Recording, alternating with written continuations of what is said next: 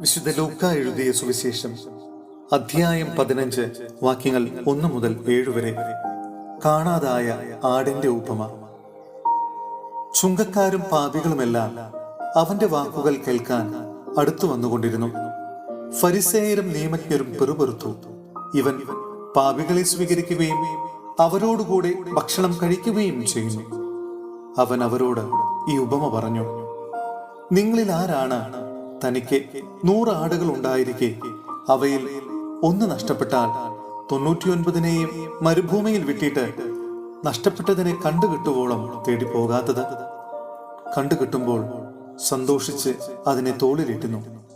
വീട്ടിലെത്തുമ്പോൾ അവൻ കൂട്ടുകാരെയും അയൽവാസികളെയും വിളിച്ചുകൂട്ടി പറയും, നിങ്ങൾ എന്നോടുകൂടി സന്തോഷിക്കുവിൻ, എന്റെ നഷ്ടപ്പെട്ട ആടിനെ കണ്ടുകിട്ടിയിരിക്കുന്നു. അതുപോലെ തന്നെ അനുതാപം ആവശ്യമില്ലാത്ത 99 നീതിമാന്മാരെ കുറിച്ച് എന്നതിനേക്കാൾ അനുതപിക്കുന്ന ഒരു പാപിയെ കുറിച്ച് സ്വർഗത്തിൽ കൂടുതൽ സന്തോഷമുണ്ടാകുമെന്ന് ഞാൻ നിങ്ങളോട് പറയുന്നു. സഹോദരരെ, വിശുദ്ധ പൗലോസ്ലീഹ കൊളോസോസിലെ സഭയ്ക്ക് എഴുതിയ ലേഖനം അധ്യായം 1 വാക്യങ്ങൾ 24 മുതൽ 29 വരെ. വിജാതിയർക്കുള്ള ശുശ്രൂഷ. നിങ്ങളെ പ്രതിയുള്ള പീഡകളിൽ ഞാൻ സന്തോഷിക്കുന്നു.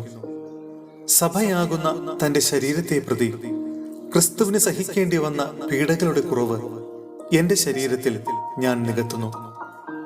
നിങ്ങൾക്ക് വേണ്ടി ദൈവം എന്നെ ഭരമേൽപ്പിച്ച ദൗത്യം വഴി ഞാൻ സഭയിലെ ശുശ്രൂഷകനായി ദൈവവചനം പൂർണ്ണമായി വെളിപ്പെടുത്തുക എന്നതായിരുന്നു ആ ദൗത്യം. യുഗങ്ങളുടെയും തലമുറകളുടെയും ആരംഭം മുതൽ മറച്ചു വയ്ക്കപ്പെട്ടിരുന്ന ഈ രഹസ്യം ഇപ്പോൾ അവിടുന്ന് തന്റെ വിശുദ്ധർക്ക് വെളിപ്പെടുത്തിയിരിക്കുന്നു. ഈ രഹസ്യത്തിന്റെ മഹത്വം വിജാതിയരുടെ ഇടയിൽ എത്ര ശ്രേഷ്ഠമാണെന്ന് വിശുദ്ധർക്ക് വ്യക്തമാക്കി കൊടുക്കാൻ അവിടുന്ന് തീരുമാനിച്ചു. ഈ രഹസ്യമാകട്ടെ മഹത്വത്തെക്കുറിച്ചുള്ള പ്രത്യാശയായ ക്രിസ്തു നിങ്ങളിലുണ്ട് എന്നതു തന്നെ.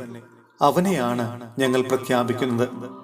എല്ലാ മനുഷ്യരെയും ക്രിസ്തുവിൽ പക്വത പ്രാപിച്ചവരാക്കാൻ വേണ്ടി ഞങ്ങൾ എല്ലാവർക്കും മുന്നറിയിപ്പ് നൽകുകയും എല്ലാവരെയും സർവ്വവിജ്ഞാനവും പഠിപ്പിക്കുകയും ചെയ്യുന്നു. ഈ ലക്ഷ്യം പ്രാപിക്കുന്നതിനു വേണ്ടിയത്രേ അവൻ എന്നിൽ ശക്തിയായി ഉണർത്തുന്ന ശക്തി കൊണ്ട് ഞാൻ കഠിനമായി അധ്വാനിക്കുന്നത്.